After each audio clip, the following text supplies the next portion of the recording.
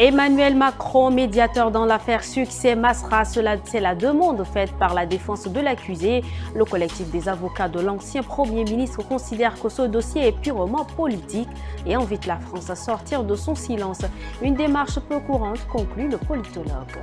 Le CAMES ouvre sa 47e session des comités consultatifs interafricains ce matin à N'Djamena. Pour cette session, le Conseil africain et malgache pour l'enseignement supérieur met l'accent sur l'excellence académique et l'intégrité scientifique en Afrique.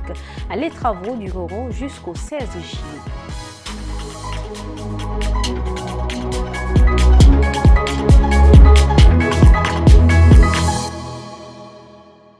Bonsoir et bienvenue. La 47e session des comités consultatifs interafricains CCI du Conseil africain et malgache pour l'enseignement supérieur CAMES s'est ouverte ce matin à N'Djamena. Lancée par le Premier ministre, l'ambassadeur Alamaye Alina, cette rencontre réunit des experts et décideurs africains issus des milieux académiques et scientifiques pour débattre des grands enjeux de l'enseignement supérieur en Afrique. Emmanuel. Évaluer les aptitudes scientifiques et pédagogiques des enseignants-chercheurs des pays membres du CAMES par leurs pairs, analyser et promouvoir l'excellence académique et scientifique des systèmes d'enseignement supérieur et des recherches, favoriser le développement de liens et de collaborations scientifiques entre enseignants pour une véritable intégration académique africaine. Tels sont les objectifs de la 47e session des comités consultatifs interafricains qui se tient à N'Djamena. Pour cette session, le comité technique spécialisé examinera 2075 candidatures des enseignants en vue de leur inscription sur la liste d'aptitudes du CAMES. Le secrétaire général du Conseil appelle à une rigueur accrue dans le processus de sélection des candidats. L'analyse rigoureuse des différents dossiers des candidatures portés à votre attention, dans le strict respect des dispositions du guide d'évaluation des enseignants-chercheurs et chercheurs, et du code d'éthique et de déontologie du CAMES, garantira la crédibilité de vos évaluations et le choix des meilleurs candidats pour figurer sur les listes d'aptitude du CAMES. Ouvrant les travaux de cette 47e session, le chef du gouvernement a souligné que la tenue de ces assises à N'Djamena est une reconnaissance des progrès significatifs accomplis par le Tchad dans le secteur de l'enseignement supérieur et de la recherche scientifique. Les efforts considérables du gouvernement tchadien, en collaboration avec nos partenaires techniques et financiers, notamment la Banque islamique de développement. Ces efforts ont permis de renforcer les capacités de nos enseignants-chercheurs et chercheurs, leur permettant ainsi de figurer dignement sur les listes d'aptitude du CAMES. Créé en 1968, le Conseil africain et malgache pour l'enseignement supérieur constitue un cadre de gestion des carrières des enseignants-chercheurs et chercheurs des universités, ainsi que des centres de recherche des États membres, dans le but de transformer la recherche scientifique en une véritable force motrice pour le développement durable et la souveraineté du continent africain. Ce lundi 7 juillet, l'Office national des examens et concours du supérieur, ONEX, a officiellement publié les résultats du second tour du baccalauréat session de juin 2025. La cérémonie s'est tenue ce soir dans la salle Abderrahim Achacha de l'ONEX. Sur 26 854 candidats admissibles, 25 889 ont été déclarés admis, soit un taux de réussite de 23,83%. Regardez.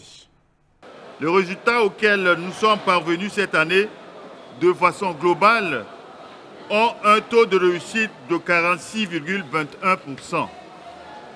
Ainsi, sur 104 440 candidats inscrits, 1758 cas de fraude et 1874 cas d'absence ont été enregistrés. Les cas de fraude ont fait l'objet de sanctions conformément à la police de l'examen. Aussi, nous disons aux candidats admis, nous les félicitons et leur souhaitons plein succès dans leurs futurs projets. Quant aux candidats recalés, nous leur demandons de redoubler d'efforts et de courage pour l'année prochaine. Le pool d'avocats tchadiens et français de l'ancien Premier ministre Succès Masra en détention préventive depuis près de 2 mois. On appelle désormais à l'implication du président français Emmanuel Macron dans l'affaire. Succès Masra accusé d'avoir orchestré le massacre de 42 éleveurs à Mandakao le 14 mai dernier. Ses avocats multiplient désormais les démarches pour alerter l'opinion nationale et internationale. Focal Boabsolon, Abakar Lambert, Assoumar Djumlila. La demande a surpris plus d'un. Les avocats de Succès Masra montent au créneau. Par la voix de maître Vincent Brégarde, avocat à Paris, il appelle la France à sortir de son silence et sollicite directement le président Emmanuel Macron pour qu'il joue un rôle de médiateur dans cette affaire qu'il juge hautement politique. Une démarche peu courante qui interroge.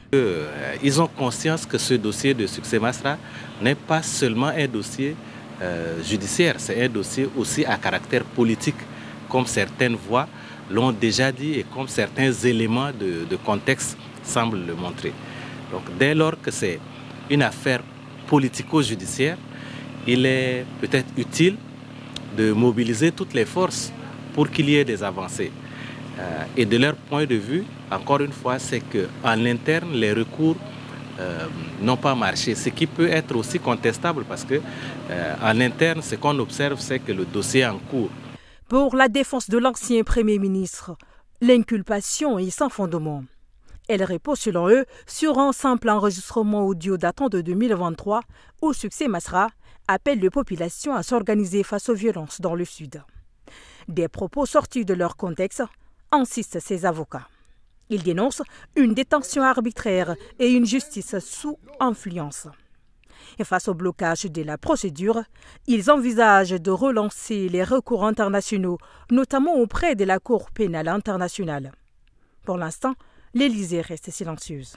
Et dans le même sillage, le collectif des avocats du général Abdoulaye Miskine s'est exprimé ce matin lors d'un point de presse tenu au quartier Kamda dans le 7e arrondissement de N'Djamena. Le collectif réclame la libération pure et simple de leurs clients détenus à la maison d'arrêt de Klessoum depuis plusieurs années sans jugement. Cynthia. Cela fait 6 ans que le général Abdoulaye Miskine est détenu à la maison d'arrêt de Klessoum sans avoir été jugé. Une situation que dénonce son avocat, Maître Benjamin Mam Godjibaï. Devant la presse, il a demandé la libération immédiate de son client, évoquant une détention arbitraire, contraire aux principes fondamentaux de justice. L'état de santé préoccupant du général est aussi mis en avant pour justifier une libération provisoire. Nous appelons à l'intervention humaniste de Monsieur le Président de la République, chef de l'État, pour sa liberté. Le général Abdoulaye Miskine est disposé à faire face à la justice. Il est disposé à faire face à la justice. Mais, depuis 6 ans, il est détenu sans jugement. On a fait les démarches pour que le dossier soit programmé, enrôlé, mais en vain. Fondateur du Front démocratique du peuple centrafricain, le général Miskine a longtemps été un acteur clé du conflit en Centrafrique. Il avait été arrêté au Tchad en 2019, alors qu'il affirmait vouloir entrer en négociation. Depuis, son dossier reste en suspense. Ce plaidoyer intervient quelques jours après que N'Djamena ait permis la signature d'un accord de paix entre Bangui et 2 groupes rebelles centrafricains. Nguena Ondum Cynthia, venons-en à l'actualité en bref. C'est une compilation d'Aimé Dolinasouf. Ce lundi 7 juillet 2025, au commissariat central numéro 1 de Gardolé, 6 présumés malfaiteurs ont été présentés à la presse. Il s'agit d'un réseau bien structuré ayant opéré au marché central de N'Djamena durant le mois de Ramadan. Ces individus sont soupçonnés d'appartenir à un réseau spécialisé dont le cambriolage ciblé, particulièrement actif pendant la période du Ramadan au marché central de N'Djamena. Selon les informations fournies, cette bande agissait avec une grande discrétion et disposait d'un arsenal lourd, armes de gros calibre, munitions en quantité, ainsi que 2 véhicules dédiés à leurs actions illicites. La police nationale appelle une fois de plus à la coopération de tous pour signaler tout comportement suspect. Autre chose, une réunion de comité douanier conjoint de la CEMAC sur la valeur de la nomenclature et le tarif s'est tenue à N'Djamena, capitale du Tchad, ce 7 juillet 2025. Présidée par Diasngar Ngartigal Sangar, elle vise à renforcer la mobilisation des recettes, lutter contre la fraude et harmoniser l'application du tarif extérieur commun. Abakar Ahmed Choukou, représentant le directeur général des douanes tchadiennes, a salué l'engagement des États membres en faveur d'une intégration douanière plus cohérente et efficace. Pour finir, la directrice générale des enseignements, des apprentissages et de la promotion civique, Royumta Madingue, a procédé ce lundi 7 juillet 2025 au lycée technique industriel de N'Djamena à l'ouverture d'un atelier de formation des formateurs des lycées d'enseignement technique industriel. Cet atelier vise à faciliter l'appropriation des nouveaux programmes de formation et des guides d'accompagnement. Ces programmes élaborés grâce au financement de la Banque mondiale dans le cadre du projet de développement des compétences pour l'employabilité des jeunes ont pour objectif de renforcer le système de l'enseignement technique et de la formation professionnelle et améliorer la qualité des compétences et l'employabilité des jeunes sur le marché du travail. Au crochet de cette édition, la section syndicale des impôts a tenu un point de presse ce lundi dans les locaux de l'ancien Trésor public, un point de presse relatif au déguerpissement des 2 directions des impôts en date du 22 mai 2025 qui devrait s'installer par la suite à Ndiari. Le syndicat dénonce les conditions précaires de ce nouveau local loué pour la circonstance dans un endroit où il n'y a ni eau ni électricité, loin des institutions bancaires et distant du centre de décision qui est la Direction générale des impôts. Suivant un extrait. La DGI est confrontée à un besoin pressant de structures d'accueil. Mais cette délocalisation précipitée, ne tenant pas compte d'un environnement adapté aux services, compromettrait les efforts et menace sérieusement les performances. La crédibilité et l'image de l'administration fiscale, par conséquent, favorisent la perturbation des missions fiscales, dispersion des services, fréquentation difficile des services par les contribuables, démotivation des agents pivots chargés d'interagir avec les institutions bancaires. Les motivations et l'objectivité de l'affectation de ces bâtiments ne sont pas assez claires pour l'ensemble du personnel de la DGI. Ici s'achève cette édition. Merci à vous, chers téléspectateurs, de l'avoir suivi. Un bon début de semaine à tous.